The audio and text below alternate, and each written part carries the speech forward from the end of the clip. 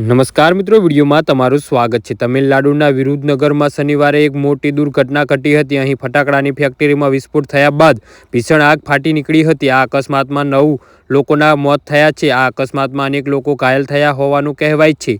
જી હા મિત્રો, અત્યારે હાલ દુઃખદ સમાચાર સામે આવી રહ્યા છે।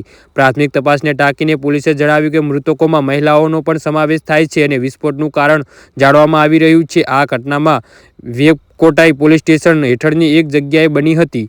જી હા મિત્રો, અત્યારે હાલ દુઃખદ સમાચાર સામે આવી રહ્યા છે। સ્થાનિક લોકોના જણાવ્યા અનુસાર વિસ્ફોટની તીવ્રતા એટલી વધારે હતી કે ફટાકડાની ફેક્ટરી સિવાય 4 ઇમારતો ધ્વસ્ત થઈ ગઈ હતી અને આ ફેક્ટરીનો માલિક વિજય નામનો વ્યક્તિ હોવાનું કહેવાય છે।